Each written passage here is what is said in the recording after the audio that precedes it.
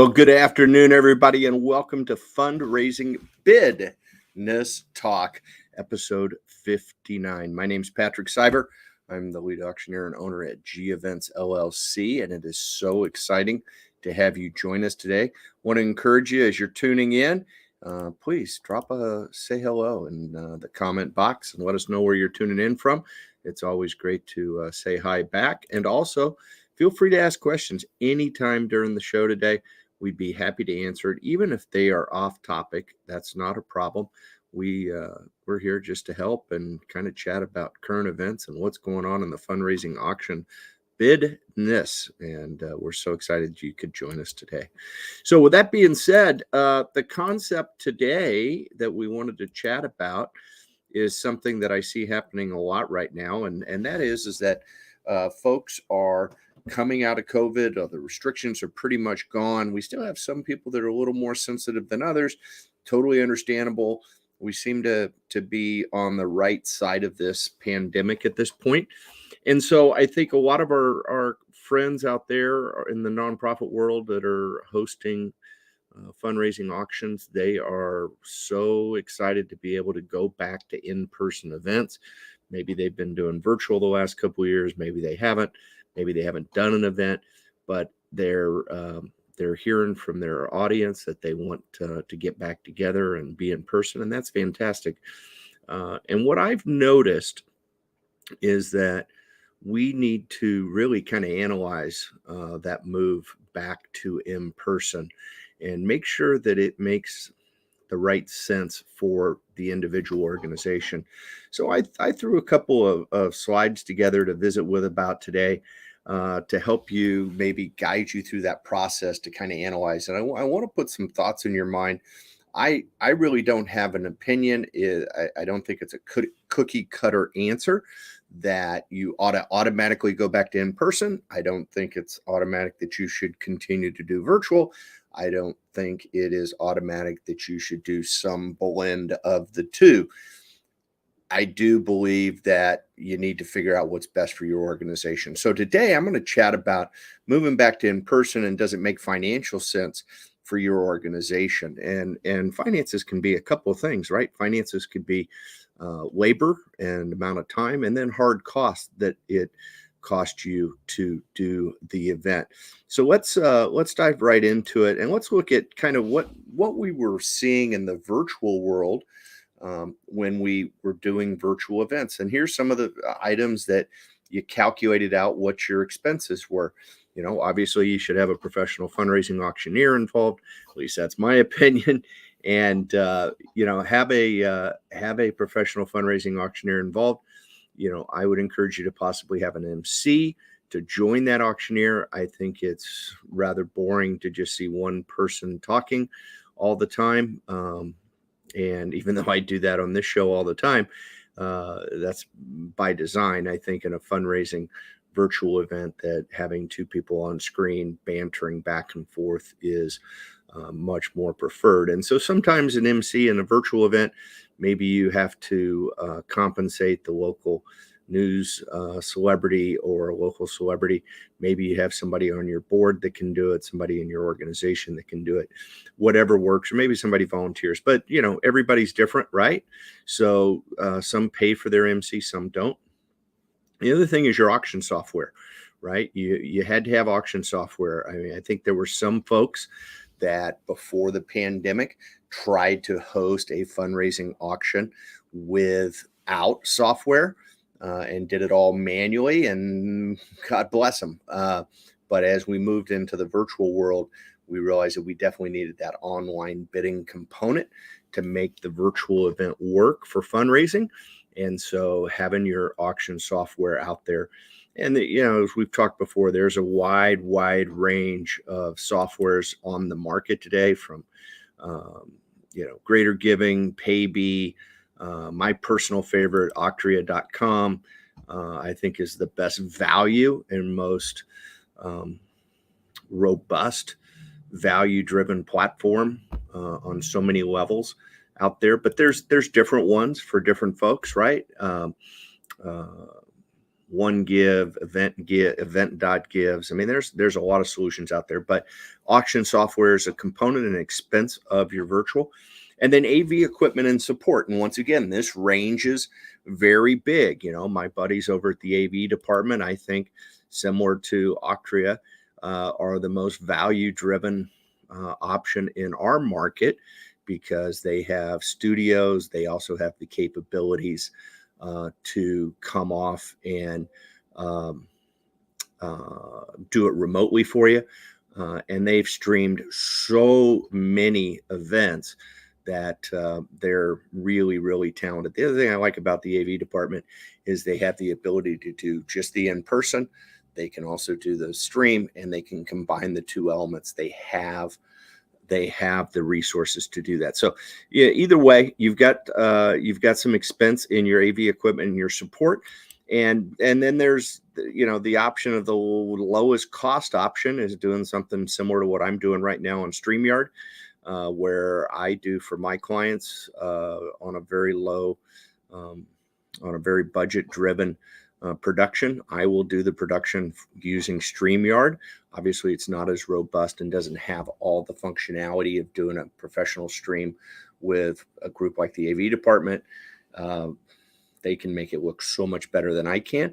We're just limited in StreamYard, but from a very low cost standpoint or a low investment standpoint, that would be an option too.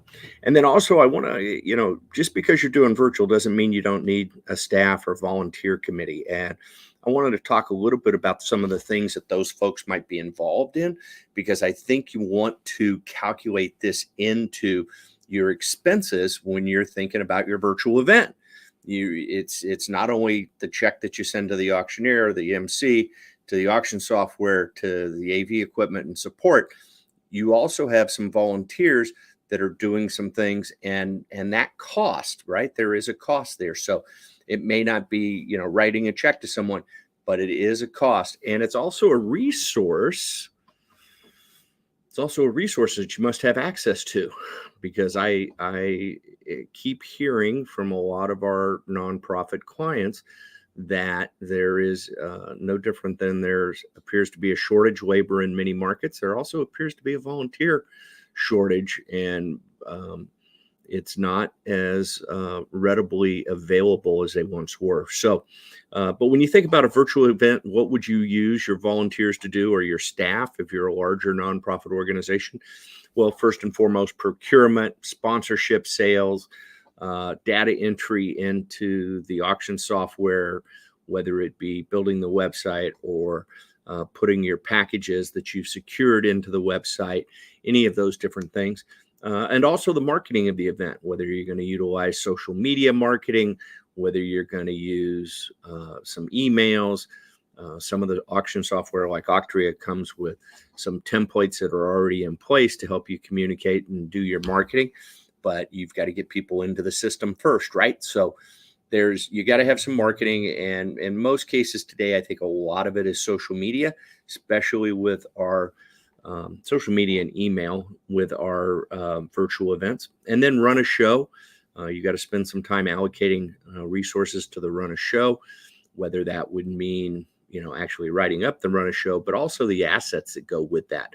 Are there graphics for your run of show that you want to have corresponding graphics? Like as you look at the screen right now, I have a background behind me with my logo at the top and the title of our show and the banner, and then down below my event company's logo. And so you want to create your brand. That's all part of that run a show and what those assets look like.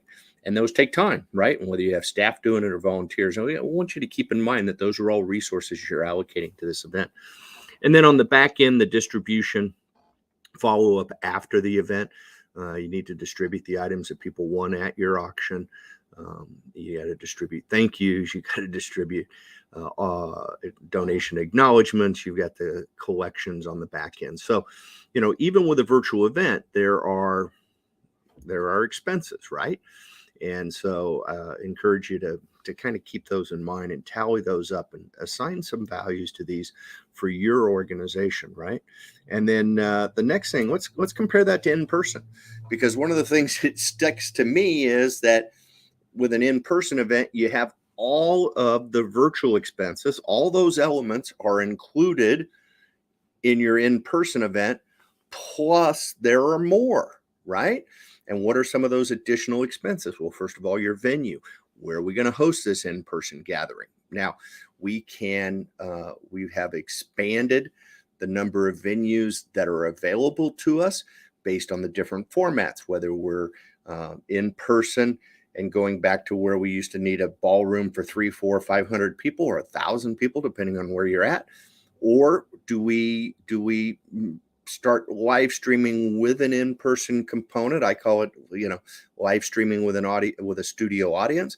And now all of a sudden, maybe instead of having 300 people in a ballroom, maybe we only have 75 in a more intimate environment or location. And so that can affect, but regardless, we got to have a venue, right? And in many cases, most organizations are renting or leasing that venue for their event, whether it be the ballroom, whether it be that winery, whether it be that event space. In general, it's very few, other than schools, I really don't see very many folks that already have their own venue. Most, and even some schools choose not to use their school as the venue because of alcohol requirements or anything that, maybe some restrictions that they have. To gathering people on their campus, right? So got to keep in mind venue. The second thing you got to think about is catering, right? Now all of a sudden you got to feed these people, and not only feed them, but drink them too, right? So you want to make sure that you have a caterer who can accommodate your beverage needs and your food needs, and that's a pretty good expense, right? And then entertainment. Are you going to have some type of entertainment after the fundraising program that evening? Or maybe you're going to have some entertainment during your social hour, right? Because you might have a magician, you might have, I've seen all sorts of different things, right? Maybe it's a simple musician playing anywhere from a harp to a piano to a guitar, kind of background music. And then after the event, maybe they have a band play, maybe they have a DJ, maybe they have some other performance, but those are all expenses. Okay. And then also decorating. A lot of resources go into decorating for these events. A lot of organizations feel pretty strongly that when they do an event, their gala every year, that they need to theme it to make it different from last year. I don't disagree. Whatever works for you, that's great. But I want to draw attention to those resources that you are allocating to this event.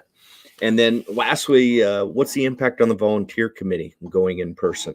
A couple of things that stick out to me really big. I think there's probably more, but a couple of things that stick out to me are that now you're in the business of selling tickets and tables, and that is tedious and takes a fair amount of time. And then you've also got to produce a program for that night. And program, maybe something that you distribute.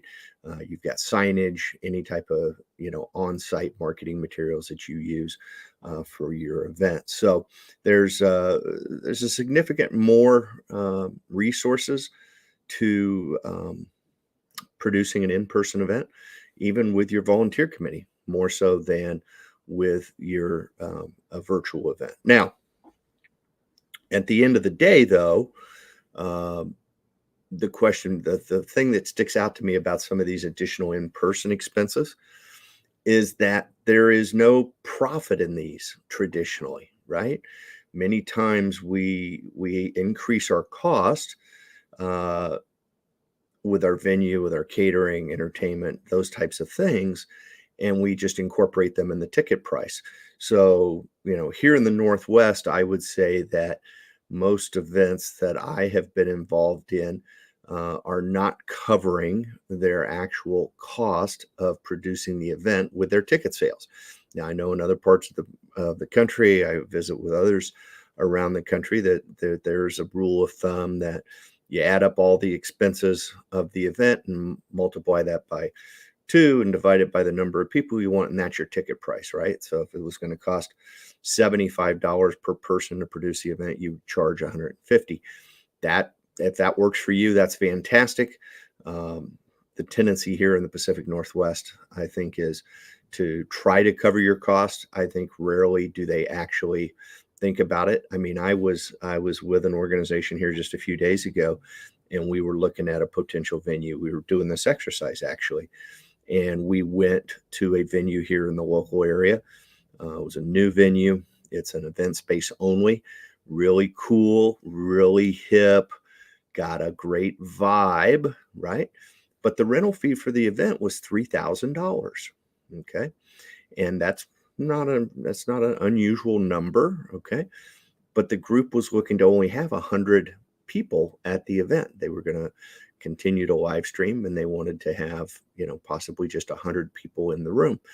So, I just, in my head, real quick, I look at it and say, well, that's $30 per head to have them in a common space. Now, when you went out and you added the food, right? Because the venue did not have in-house catering. It only had a recommended list of caterers. So that means that your caterer is bringing in everything from forks and knives to the food, to the beverages, to the glassware, to everything that comes with it.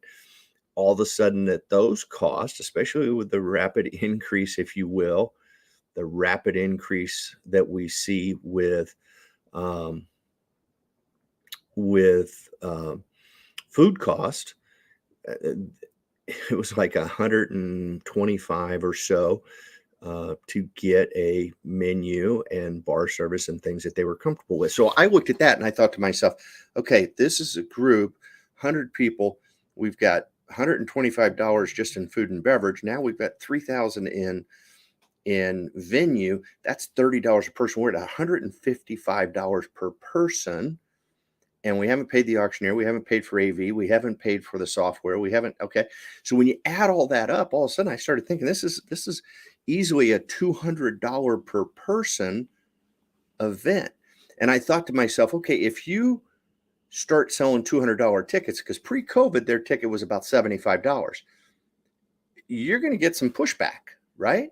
And the other side of that is that you're also in a situation where something that I believe is that when the donor or the customer who attends your event, that they add up every dollar they've spent to attend your event. So the ticket price, whether they had to get a new outfit, whether they needed to have their hair done, whether they needed to rent, or they had to not rent, but if they had to get a babysitter, if they had to, whatever those things are, they add all that up together. And in their mind, I believe that they think that they have allocated that to that nonprofit. And the reality is that may very well be true, but that nonprofit has not made a single penny on those dollars yet, right?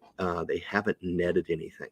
So what I'm going to encourage you to do, because the big challenge here is thinking, does that mean that it doesn't make any sense to come back together? And I would say, no, not necessarily, right?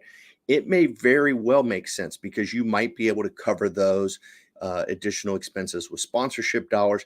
I mean, you have sponsorship dollars both in virtual and in person.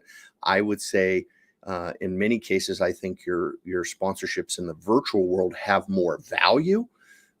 Just my impression and my opinion, because I think that you can reach a greater audience and they have a lifespan past the evening in the replays, in social media, all sorts of different things.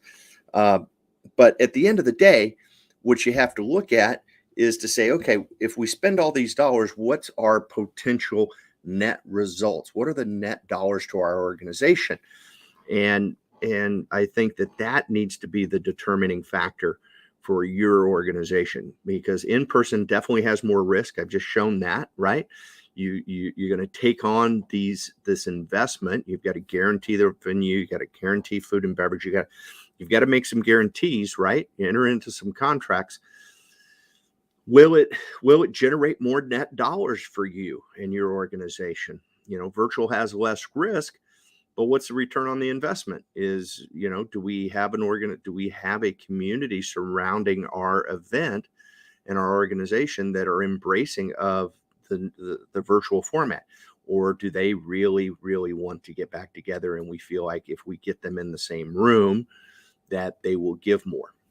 That's unique to every group, right? I see a lot of groups today that are very happy with doing virtual and continuing to do virtual because it doesn't take as many volunteer hours. It doesn't take as much risk, all those types of things. And they're finding that they're netting the same or more than when they put in all the work on a gathering event. At the same time, I have other groups, and I tend to think that they tend to be more in the, I don't know if this is a right term, but I would call more of a corporate environment where there's more of a, company buying tables and entertaining clients or guests or, whatever. And they want to be in the room with other businesses because it's more of a networking environment.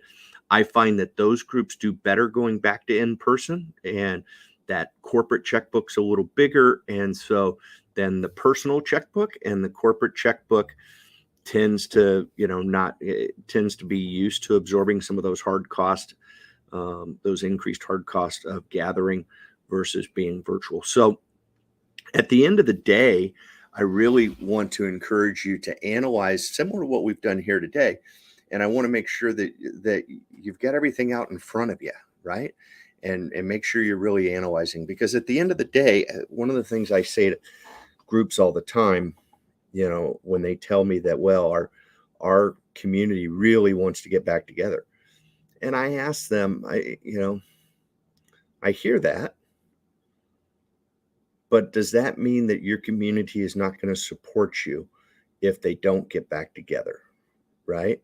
And I think it's pretty hard for someone to make the statement that, yes, I love this nonprofit. I love what they do in my community. And if I don't get a party that I can go to in the ballroom and sit down with a couple of hundred other folks and have a chicken dinner and have a few cocktails, that I'm not going to support that nonprofit. I don't know. That seems like a pretty tough one to answer. So every group's different. Every group's unique. Hopefully I've given you a little bit of a guideline to walk you through the process and think about what you want to think about when making your decision on what you're going to do next. I want to encourage, hey folks, go ahead, tell me hello.